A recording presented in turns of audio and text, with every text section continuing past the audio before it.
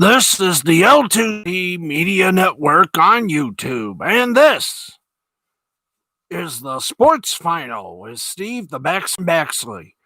Today, as answering the musical question, if you just dropped about 12 to 15 billion dollars on a major NHL contract, and some of the teams that your country represents, isn't even in the finals. Oy, maybe you should have renegotiated the deal. Here's Steve. Yeah, thank you. How you doing? Hi. If I were the folks at Rogers Sports and Media, I would have how much was that deal worth? Okay, it's going to reconnect. There. I wonder how much was that deal worth, guys, before we bash, before we laugh. No, actually, before we sympathize. I mean, they're nice people. It's understandable. But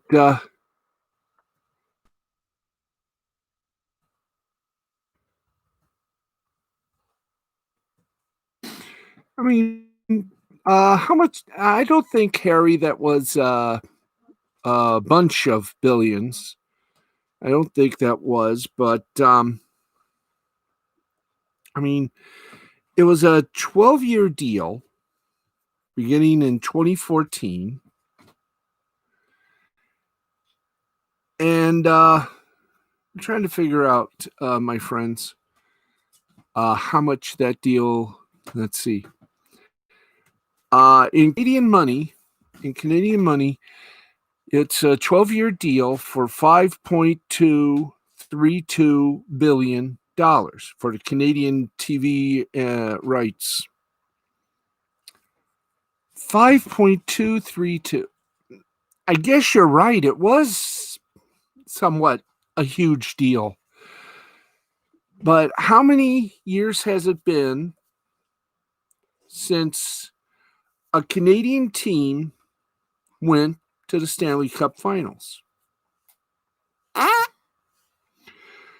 about to the conference finals? Maybe a few.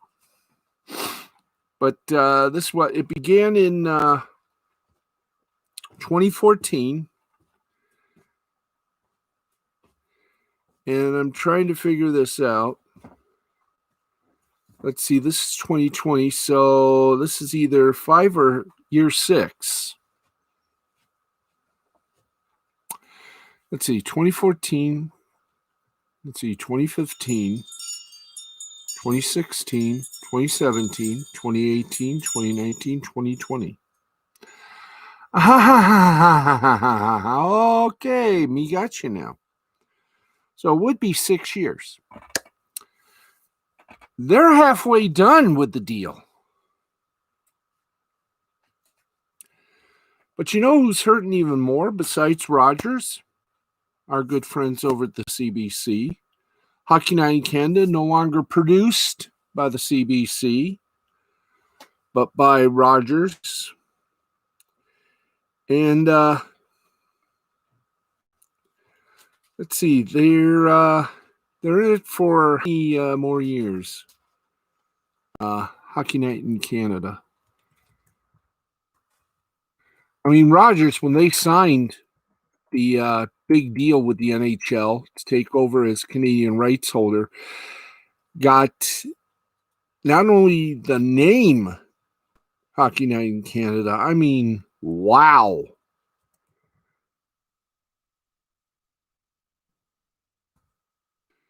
I mean, how many more years do they have left on that deal over with CBC? 7 years. And it started in 2017, so this will be they got until 2026, so they're about in the see, 2026. This is 2020. They're about 6 years remaining on the deal. Wow. And I'll say it again. Wow.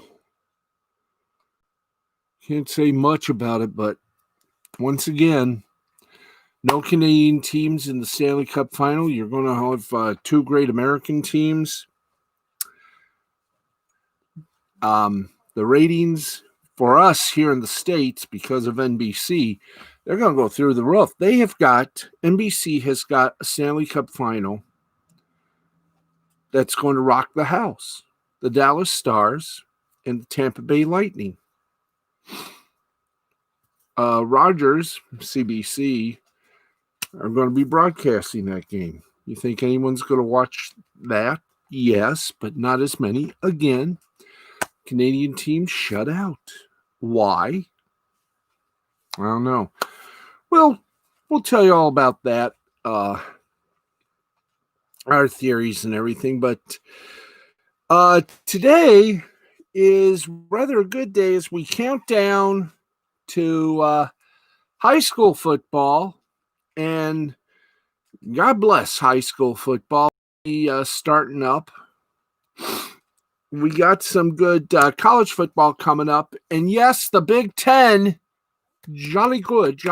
But right now, we got to do this. And you know what this is? That's right, folks. It's our Thursday night NFL broadcast. And what that means, that's right. We review in full. So let's go to it. It's Thursday night broadcast, and the schedule makers made this, so don't get mad at us or at anyone in the media, but it was the Battle of Ohio. And for the first time ever, it wasn't that bad. No, it wasn't that bad. In fact, right now, you know what? We're doing it. Let's get to all the action-packed excitement that we can't actually show because we don't have legal rights to it.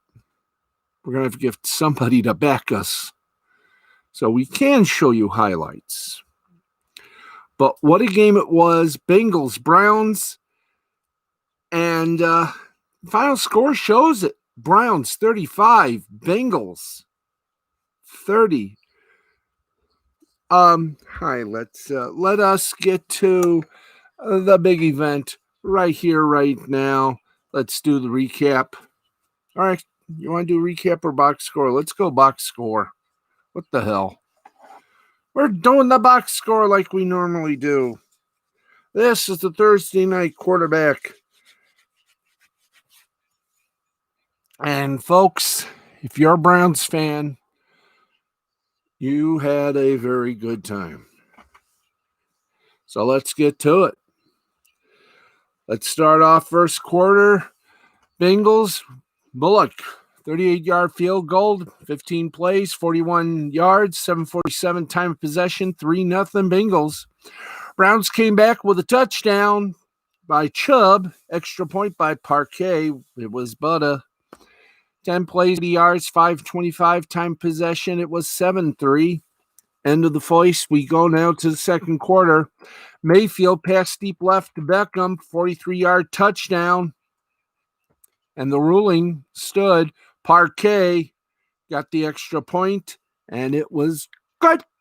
3 plays, 57 yards, minute 34 time possession, 14-3 Browns. Bengals would pop back up. Burrow passed deep left to Uzoma for 23 yards and a touchdown. Bullock's extra point. Good. 6 plays, 57 yards, 2:54 time possession. The score was 10-14.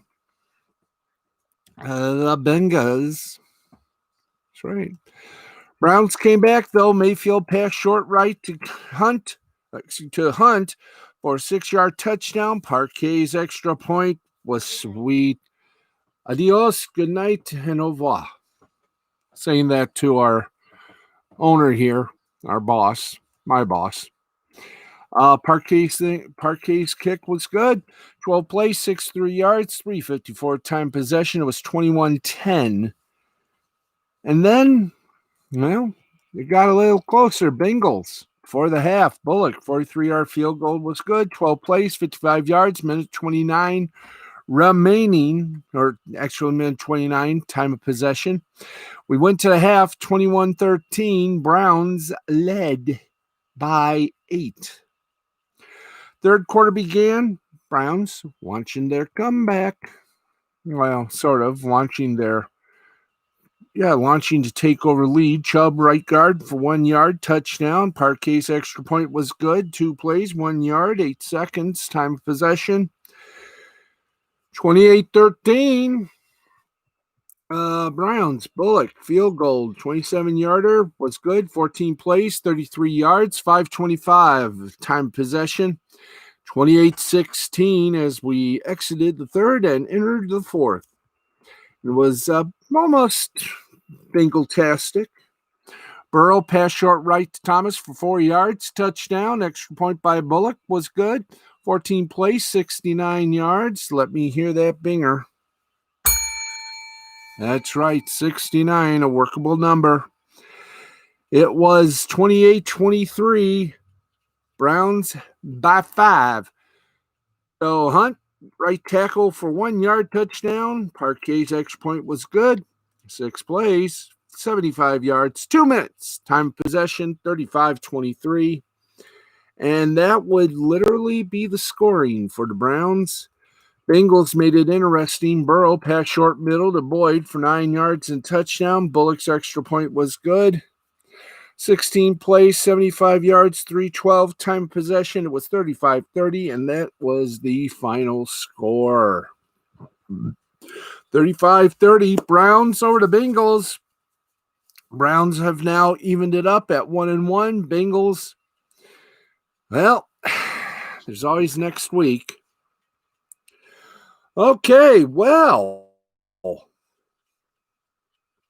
now you're probably asking, in fact, you're probably begging, just how good did things go for the predictions for Thursday night's game? Well, I'm going to tell you that right now as soon as something pops up here. Because, was it ever good? And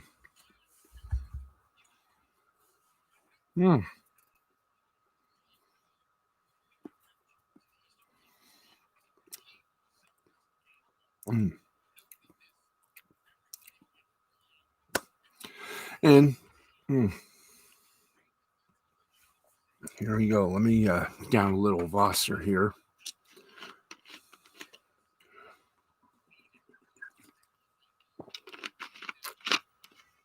All right. We're getting to our omnipresent little plea bar here. Let's get to the rabbi and find out how he did with his prediction. Thank you. And let's see how he started this pro football week.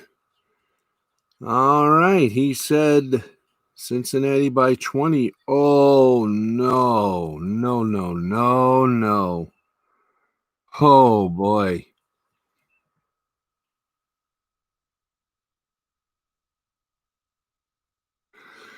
Ooh.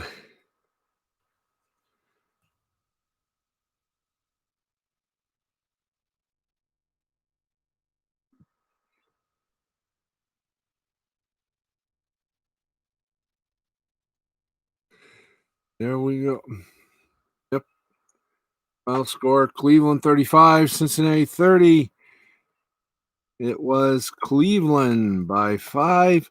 And that means that our friend the rabbi, he lost. And,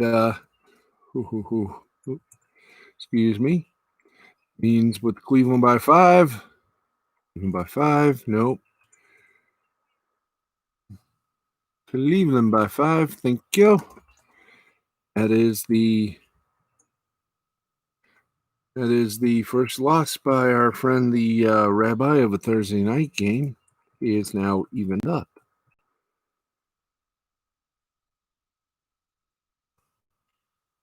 And there you go. He'll be with us Saturday Saturday right after, of course, Spreaker broadcast of the Wrestle Anime Hut.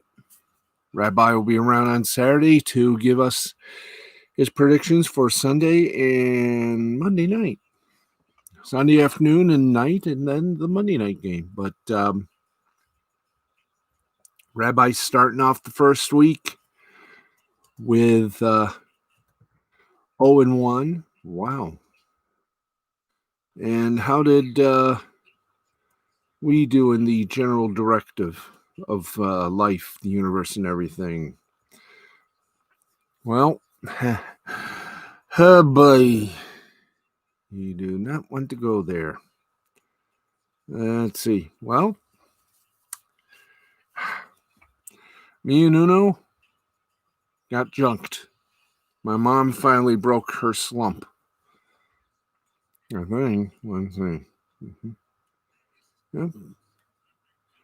My mom broke. She starts the second week 1-0. I go 0-1, and Uno goes 0-1. That'll tell you something, don't it? Mm-hmm. Anyway.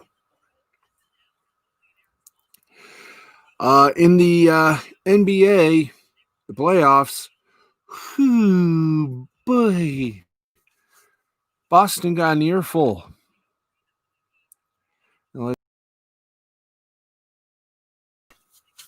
We owe it to the people. Okay, Marcus Smart screamed at teammates in the locker room following the Celtics Game 2 embarrassment to the Heat in the Eastern Conference Finals on Thursday night. At first reported by Malika Andrews of ESPN. At their lengthy screaming match, Smart said, y'all on that bull bleep, according to Gary Washburn of the Boston Globe, who also reported that Smart was not the only Celtic yelling. Boston's Game 2 loss put them in a big hole, 2-0 against the Heat in the series. Celtics coach Brad Stevens attempted to diffuse the tension after the game, telling reporters guys were emotional after a hard game, hard loss. While Jaylen Brown did not confirm what took place in the locker room, he did praise the attitude that led to what reportedly happened. He plays with passion, he's full of fire, and that's what I love about him most, to be honest, Brown told reporters of Smart. He has that desire and that will, and we got to get ready to come back, take that same fire and add it to Game 3. Smart scored 14 points on 5 out of 13 shooting, a far cry from his stellar Game 1 outing in which he made 6 3-pointers, nearly leading the Celtics to victory by as many as 14 points in the second half before falling in overtime. Boston has struggled in third quarters throughout the postseason. During the regular season, the Celtics had the second best second half net rating in the NBA as they outscored opponents by 7.4 points per 100 possessions after halftime. But playoff basketball is an entirely different animal, and the Brazilian Heat have now pushed the Celtics to the brink of a fast elimination through their clutch shooting and unorthodox zone defense. Boston needs a jolt. Smart either provided it or further demoralized his team ahead of the biggest game of its season. We will not know until Game 3. So, wow. And then, of course, I do believe tomorrow is Game 1 of the Lakers-Nuggets. This is going to be a fun one, isn't it, folks? Okay, with now 9 games remain. That's right, 9 games remain to really have a blast. But if you're ready, let's get you first to all the Major League Baseball scores, and then we'll give you our opinion of the most disappointing teams in 2020 shortened season. The shortcake seasons, I like to call it. So, 2020 Major League Baseball season is already in the stretch run. There are about, I'm going to say, 10 days remaining in the regular season. Then 16 lucky teams will take part in the Wild Card Series. The 8 Wild Card Series winners will move to bubbles for the League Division and League Championship Series, as well as the World Series. Throughout the season, wait a minute. That's not the scores, guys. Why have we made such a big attempt here? And we'll give you our opinion on who the biggest disappointments were. There we go. And we'll take you down the standings route, the yellow brick road that it is. All right. Boston Red Sox defeat the Miami Marlins 5-3, 5-10-1 for the Sox, 3-7-0 for the Marlins. Eovaldi got the win for the Red Sox. He's 3-2. By the way, 5-10-1 for the Sox, 3-7-0 for the Marlins. Eovaldi gets the win for the Red Sox. He's 3-2. Urena gets the loss for the Marlins. He's 0-2. And Barnes got his 8th save for the Red Sox. Eovaldi, the Boston pitcher, went 5 full, gave up 2 hits, no earned runs, got 7 strikeouts and no walks. Barnes, the Boston pitcher, got the save, pitched 1 inning, didn't give up a hit or an earned run, got 1 strikeout and no walks.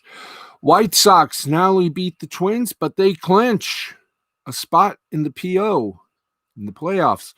White Sox over the Twins, 4-3, 4-9-1 for the Sox, 3-8-0 for the Twins. Hewer gets the win for the White Sox. He's 3-0. Clippard gets the loss for the Twins. He's 1-1. And Colomé gets his 12th save. Buxton, the Minnesota center fielder, went 3 for 4, 2 runs, 2 homers, 2 ribs. Medea from Minnesota, the pitcher, got 5 innings pitched, 5 hits, 2 earned runs. He gave up 8 strikeouts and no walks. Giants over the Mariners, 6-4. Garcia, did we do the 4-9-1 for Chicago, 3-8-0 for the Twins? Okay, Giants 6-9-1, Mariners 4-7-0. Garcia, the winner, gets 1-1 for his record. Graveman, the loss for the Mariners, he's 0-3, and Selman gets the save for the Giants. Peralta, the San Francisco pitcher, went 3 full innings, didn't give up a hit or an earned run. Got 3 strikeouts and 1 walk. Garcia, the San Francisco pitcher, went 1 full inning, no hit, no earned runs were given away, 1 strikeout, 1 walk. Angels over the Diamondbacks, 7-3, 7-14-2 for the Angels, 3-8-0 for the Diamondbacks. Canning gets the win for the Angels. He's 1-3. Young gets the loss for the Diamondbacks. He's 2-4. By the way, once again, 7-14-2 for the Angels, 3-8-0 for the Diamondbacks. Canning for the Angels pitcher, 5 innings pitched. 6 home. He gave up 6 hits, 1 earned run, got 7 strikeouts, 2 walks. Smith, the Arizona pitcher, pitched pretty good as well. 5 innings, gave up 6 hits, 1 earned run, got 3 strikeouts and no walks. Tampa Bay Rays. This must have been one hell of a day for Tampa Bay. Not only did the Lightning win, but so too did the Rays. Rays beat the Orioles 3-1, 3-4-0 for the Rays. 1-3-0 for the Orioles. Castillo gets the win. He's 3-0. Valdez gets the loss. He split the uprights, 1-1. Snell for Tampa Bay pitcher, 5 1/3 innings, gave up 2 hits, 1 earned run, got 4 strikeouts, 1 walk. Kramer, Baltimore pitcher, pitched 5 innings, gave up 3 hits, 1 earned run, got 6 strikeouts, and 3 walks. Mets overtake the Phillies 10-6, 10-11-0 for the Mets, 6-9-0 for the Phillies. Wilson got the win for the Mets. He's 2-1. Workman got the loss for the Phils. He's 1-3. Harper, the right fielder for the Phillies, went 2 for 3. 2 runs, 2 homers, and 2 ribs. Nemo, the Mets center fielder, went 3 for 4, 1 run, 1 homer, and 3 ribs. Pirates over the Cardinals, 5-1, 5-9-0 for the Pirates, 1-2-0 for the Cardinals. Brault got the win for the Pirates. He's 1-3. Goomber got the loss for the Cardinals. He's 0-1. Brault, the pitcher for the Pirates, went full 9. Gave up 2 hits, 1 earned run, got 8 strikeouts and 2 walks. Polanco, the right fielder for the Pirates, went 2 for 4, 1 run, 1 homer, and 3 ribs.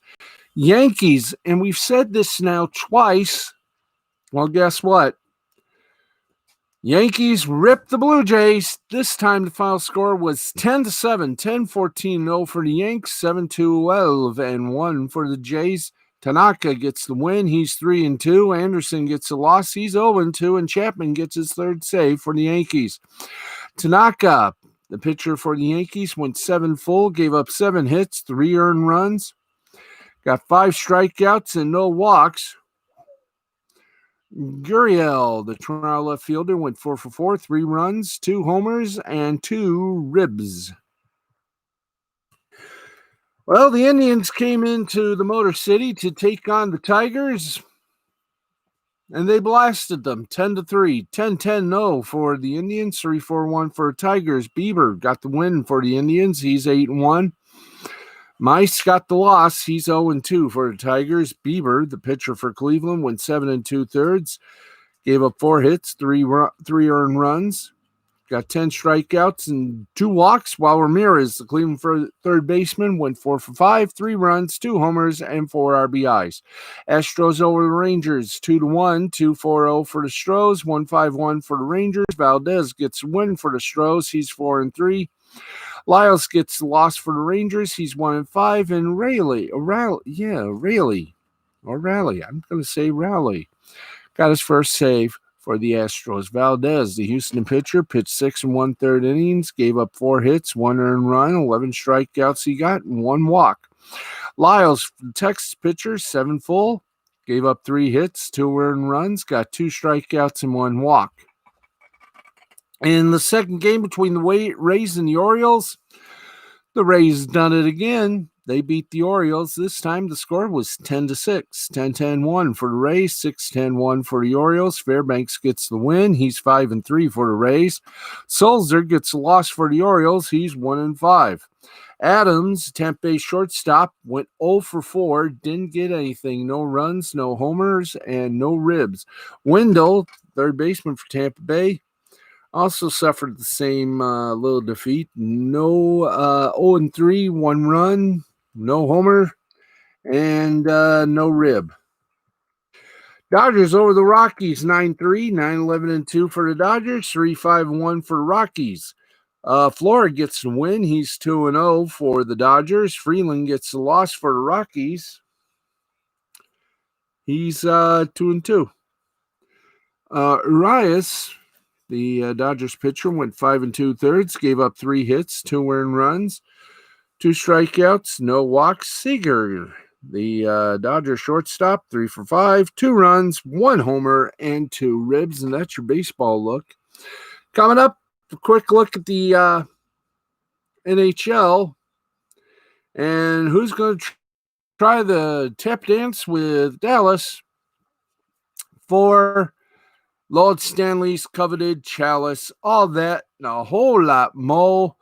If you will stay with us, it is 12:27. We'll be back in a moment. Just got to tell you tonight. Yeah, let's see what's up tonight on Lost Blaney the Interwebs. And tonight, we're Lost Blaney the Interwebs the only way we know how. It's Thursday night, and the feeling's right for a Lost Blaney the Interwebs show, hosted by the humble Minnesota attorney Nick Rekieta on the Rekieta Law Channel. And in fact, right now he's 27 minutes into a show. Tonight, Lost Blaney the Interwebs. brings you something fun and interesting. It's Drex. That's right. Stay flex, stay cuties, fat Twitter, and more with the man himself, the man that hasn't got a filter, that speaks from the heart and from the gullet. Drex. That's all coming up. Right after us, you can go over there and enjoy a little Drex Day Flex Day.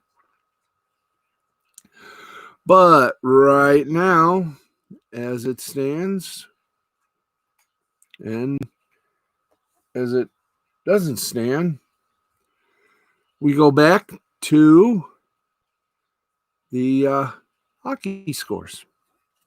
Next, we go to the NHL for our scoring finales. That's right. And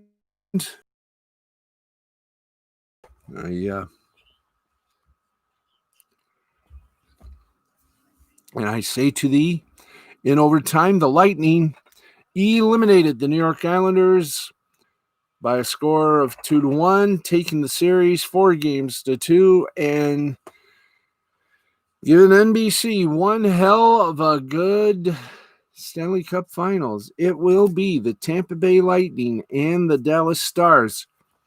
Cirelli, Varlamov, and Kucherov. Cirelli and Kucherov of Tampa Bay, and Varlamov from the Islanders, who got the Molson 3-star selection. Okay, and there you go.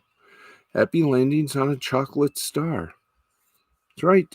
Stanley Cup playoffs, the Stanley Cup Finals. That's right, the finals. That's right. Let's see when the finals do begin. They'll begin Saturday, September 19th at That's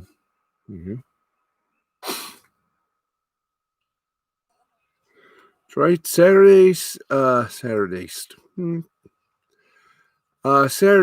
19th, 7:30 p.m. on NBC, CBC, Sportsnet.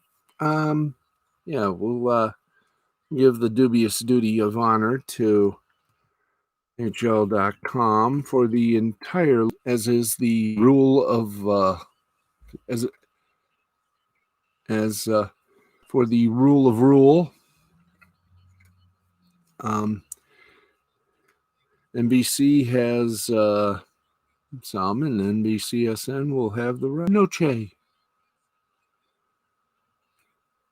So let's give you what's coming. It's coming up right here. Gee, I wish we walked this thing before we went on the air. Will be Saturday night, I do believe. Yeah, Saturday night, 7:30. NBC, CBC, TVA in French Canadian. We'll carry all the big games. I wonder if City is going to be a part of the massive joy of fun. It's NBC, CBC, Sportsnet, and TVA Sports, 7:30 on Saturday night. And in fact, Game 2, Dallas at Tampa, 8 p.m., NBCSN, CBC, Sportsnet, and TVA Sports for French-Canadian viewers. Game 3, Wednesday, September 23rd, 8 p.m. It'll be NBCSN, CBC, Sportsnet, and TVA Sports.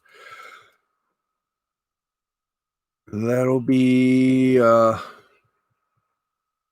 Game 3.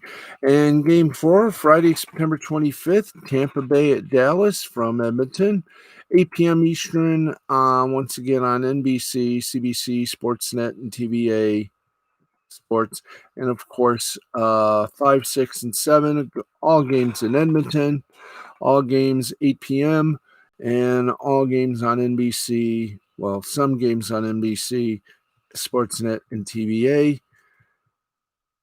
And there you go, right there in the nutshell. And then it'll be then time to figure out what they're going to do for next season. My pick is going to be Tampa Bay in 6. Tampa Bay is too good. In fact, both teams are really tough when it comes to giving up goals and protecting the puck at all times. In fact, I will say this: these are the two best teams that made it this far. And once again, to our colleagues in Canada, sorry none of your guys made it out of the first 2 rounds. Would have been fun to have a Canadian Stanley Cup, but, well,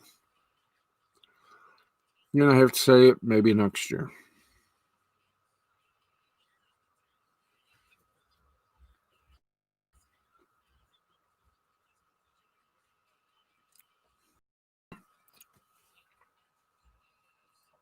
Maybe next year. Indeed, let's keep going. We're getting verklempt here.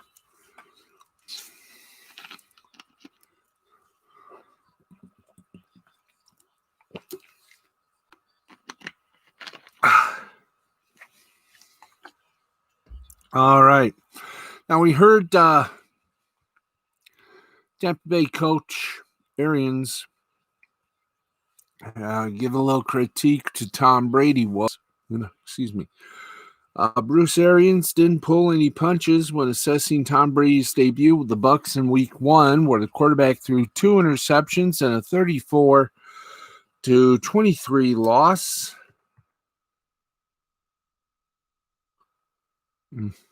Shy at pointing out where Brady made his mistakes in the immediate aftermath of the opener and even followed suit the next day. Arians said on Monday, "He looked like Tom Brady in practice all the time, so it's kind of unadded to the criticism. It speaks for yourself. If you throw an out route and you don't throw it low and outside, that has been the case up until that one.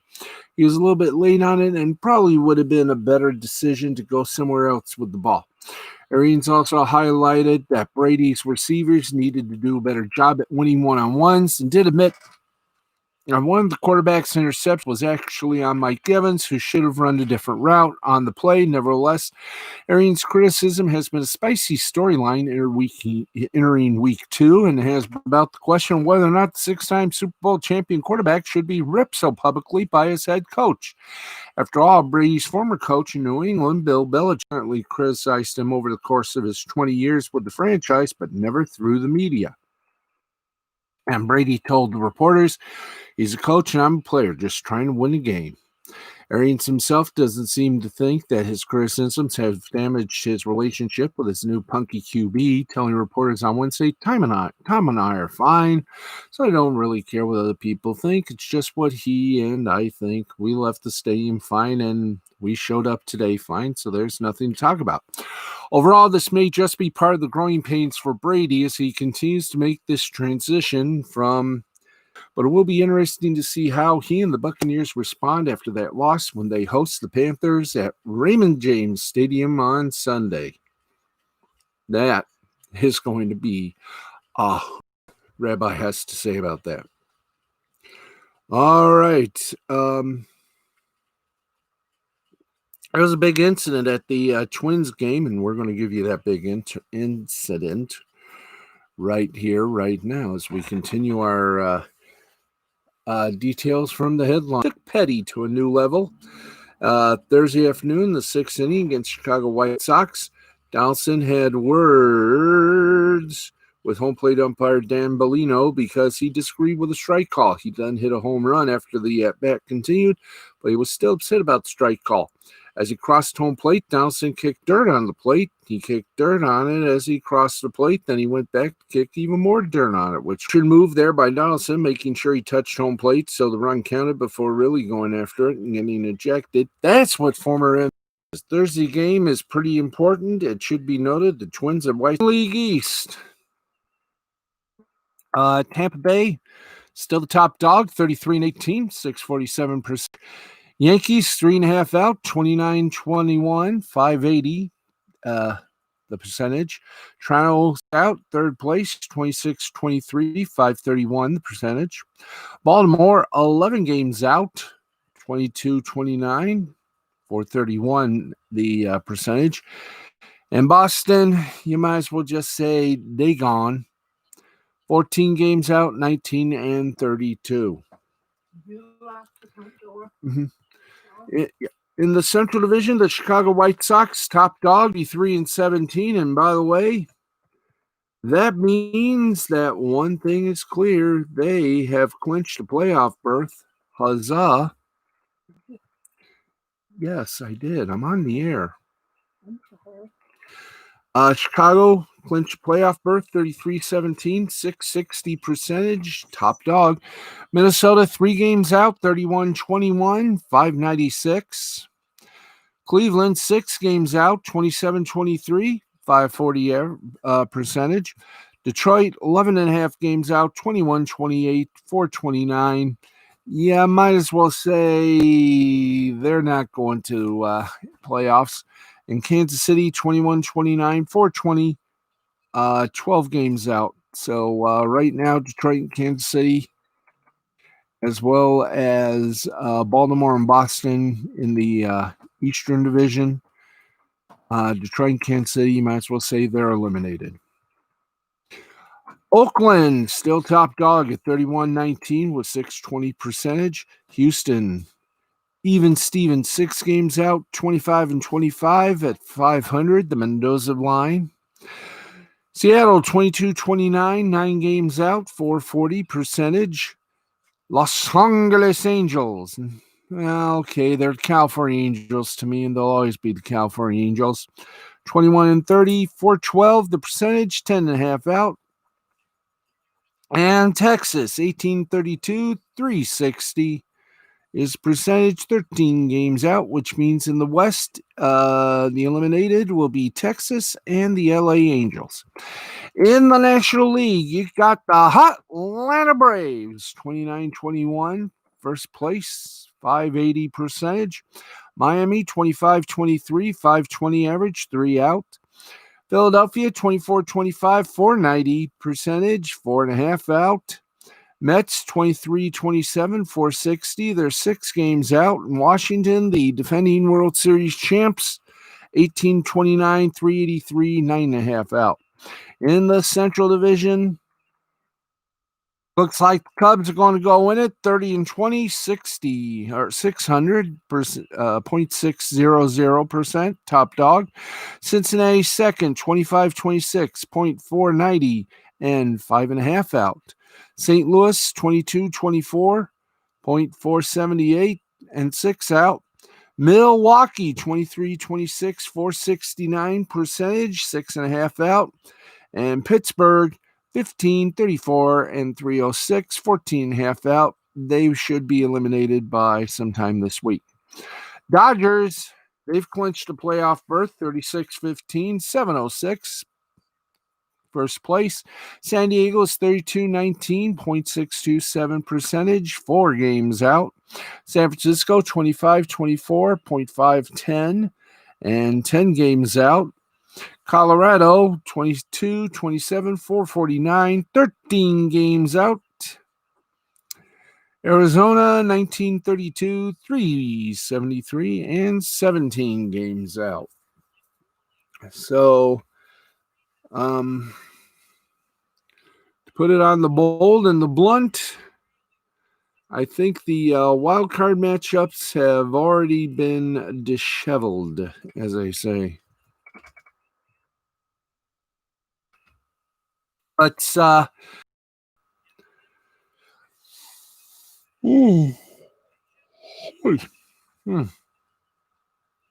excuse me for a moment. That's right, kiddies. Day. We'll get you the scoreboard, and then we will start saying hi to everybody. We might have to once again condense it and say hi to all in the only way we know how.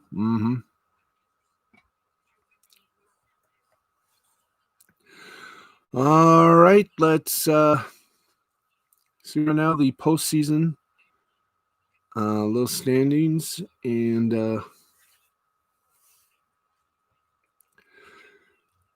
here we go. Now, as of September 17th, how the seeding works is very simple. Top 8 teams. And here we go in the American League. Here are the top of the heap. Chicago White Sox are tops in the Central Division of the American League. Tampa Bay, top of the Eastern Division. Oakland, top of the Western Division. Minnesota, fourth. Number 2 in the Central. The Yankees, number 2 in the East. Houston, number 2 in the West. Cleveland and Toronto have all but sewn up the 2 placeholders for the wild card. Meanwhile, the National League, it's the Dodgers, Cubs, Braves, Padres, Marlins, Reds, and the the battle for the 2 wild card spots, and in fact the 6th spot, and maybe even the 5th, are still under much review. Right now, San Francisco and Philadelphia have the final remaining spots. St. Louis, Milwaukee, and in some cases, the Mets are still in it. Now, if the season ended today,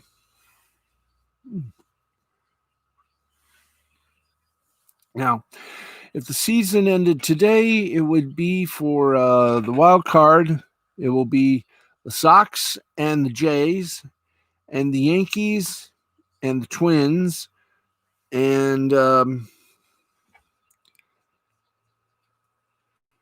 you got Houston, the A's, Cleveland, and Tampa Bay in the American League. Meanwhile, in the National League, LA, Philadelphia, Miami, San Diego, Cincinnati, Atlanta, San Francisco, and the Cubs. So there you go, right there.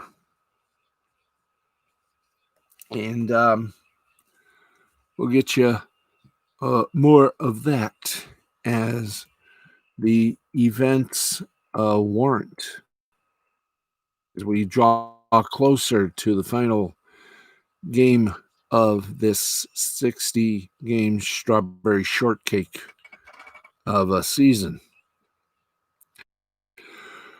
Right now, let's go for some headlines from Awful Announcing.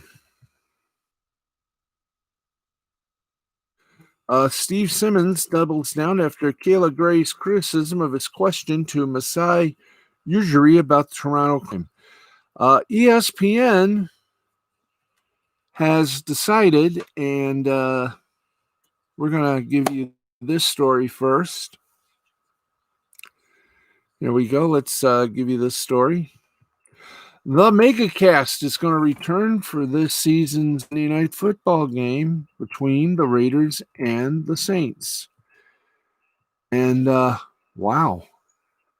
In honor of the 50th birthday of Monday Night Football and the first Raiders game at their new billion-zillion-dollar stadium, the Allegiant Stadium in Vegas, ESPN will air the game across 4 networks, giving it the MegaCast treatment. 2 of the networks, ESPN and ESPN Deportes, typically air Monday Night Football each week. The ESPN broadcast will also be simulcast on ABC, where Monday Night Football was born, while the ESPN2 broadcast is the true alternative broadcast.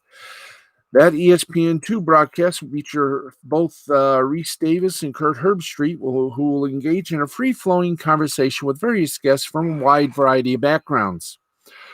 From ESPN's press release, it does seem like the game will be in the background during this broadcast, as there will be multiple windows open on the screen. And in a flashback to 2018 and the first few weeks of the 2019 season, ESPN is bringing back a halftime musical performance, The Killers, in case you were curious. The game being simulcast on ABC is the headline takeaway, only because it seemingly guarantees a substantial viewership increase for Monday Night Football in Week 2. It'll also be interesting to see what exactly the viewership split between ESPN and ABC is, especially given the long-running rumblings about ESPN's reported desire to move Monday Night Football back to ABC. You can see some of the benefits of simulcasting on ABC through the NFL Draft over the last 2 years and ESPN's lone wildcard playoff game. As for the MegaCast, I wouldn't even call it the MegaCast. I just call it the BetaCast. The MegaCast itself could return for more NFL Monday night games. Possibly not. Only because Dancing with the Stars on Mondays, which next week is being bumped to Tuesday because of this special simulcast.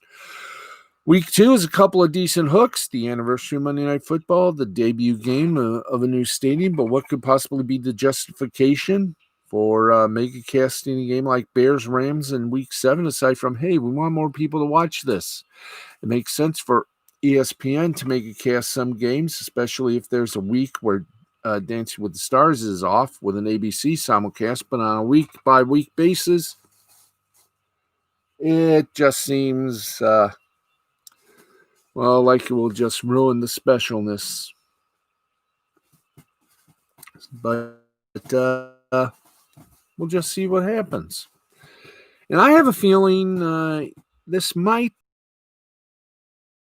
to let ESPN simulcast Monday Night Football on ABC. We'll find out. And Joe Buck. Congratulations to Joe Buck. He found out on live TV that he is going to go into the Pro Football Hall of Fame. Huzzah! So now we'll have a Hall of Fame broadcasting team. Fox has now a Hall of Fame broadcasting team. Network Pro Football Hall of Fame President David Baker announced that Buck will be inducted to the Hall of Fame's 2020. Rudd, a close friend of Buck, followed Baker narrating a video about Buck's accomplishments. When that video ended and NFL Network returned to the booth, Buck was stunned and congratulated by his longtime broadcasting partner, Troy Aikman, who had on a Pro Football Hall of Fame gold jacket. And I know we can't actually air the bit or the segment because we don't have the rights, but we'll bring that to you on tomorrow's broadcast. So there you go. That takes us from our friends at Awful Announcing for the scoreboard. And that's what we plan on doing, ladies and gentlemen.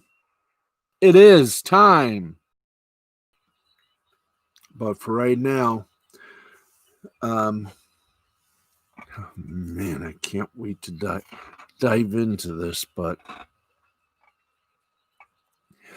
we got a scoreboard to do and then some. Why don't we do this? I'm going to just head. Let's go to it. Let's hit it. And if you want to know what we're going to hit, it's very simple. It's time to hit the scoreboard. Pride, folks. Do it with pride. In the Europa League qualifying, Trey Foria. Is this one? No. Next one. Let's go to the next one. Hold on, group. Okay, we got to get the right scorage of porridge. Wow. We got a lot, so let's do it. A poll beat Kizilorda 4-1. Rosenberg over Ventspils 5-1. Hajduk Split over Renova 1-0. Arat Armenia and Foya tied at 3. But Arat Armenia delivered the punch in penalty kicks over Fola 4-3. Budenknost over Astana, 1-0. Granada over Teuta, 4-0. Rangers over Lincoln Red Imps, 5-0. Cups and Slovan Bratislava ended in a 0-0 tie, but Cups came out of it after penalties, 2-1 over Slovan. Shekendisha over Batasani, 1-0. Bodo Glimt over Zalgiris, 3-1. Copenhagen over Gothenburg, 2-1. Tottenham over Plovdiv, 2-1. Galatasaray over Baku, 3-1. Liberec over Rittenral, 5-1. Flora over Reykjavik, 2-1. And wow, we have a long list. So if you want the rest, go to scoreboard.com/English. Right now, we're just we're hitting our time limit here. Japanese baseball, Nippon Ham Fighters, Oric Buffaloes, Hiroshima Carp, and Chunichi Dragons were all postponed. That was the first game for both, I do believe.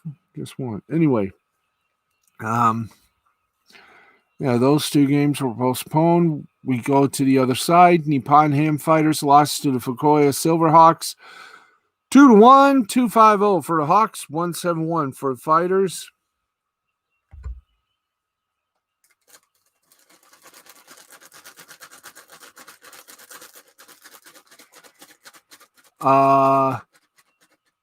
Vihara got the loss, 0-1 for the Ham Fighters. For the Silverhawks, Higashiyama got the win. He's 4-1. Rakuten Golden Eagles over the Oric Buffaloes, 5-4, 5-9-1 for the Eagles, 4-10-0 for the Buffaloes. Masui for the Buffaloes gets the loss. He's 0-2. Matsui gets the win for the Golden Eagles. He's 2-3. Chibalate Marines beat up on the Cebu Lions, 8-1, 8-12-0 for the Marines, 1-4-2 for the Lions. Tsumi for the Lions gets the loss. He's 1-2. Iwashida gets the win for the Marines. He's 5-5. Yakut Swallows over the Yokohama Bay Stars, 9-0, 9-12-0 for the Swallows, 0-5-1 for the Bay Stars. Takanachi for the Swallows gets the win. He's 3-4. Peoples gets the loss for the Bay Stars. He's 2-2. Hanshin Tigers over the Yomiuri Giants, 11-0, 11-14-0 for the Tigers, 0-4-3 for the Giants. Sanchez for the Giants gets the loss. He's 4-3. Nishi gets the win for the Tigers. He's 7-3. And we got KBO, South Korea. Kaiwon Heroes over the Hanwha Eagles, 5-2, 5-4-0 Heroes, 2-3-0 Eagles. KT Wiswang over the Doosan Bears, 3-0, 3-9-3 Swan, 0-6-0 Bears. LG Twins over the Lottie Giants, 9-1, 9-8-1 Twins, 1-8-3 Giants. Kia Tigers over the Samsung Lions, 12-2, 12-6-0 Tigers, 2-7-2 Lions. And the NC Dinos over the Wyverns, 0-3, 3-9-0 for Dinos, 0-4-0 for the Wyverns. And folks, believe it or not, we have come to the end of our evening with you, and it has been a long night. We have come to the end of our broadcast. We have gone over the hour limit, and it's going to wrap things up.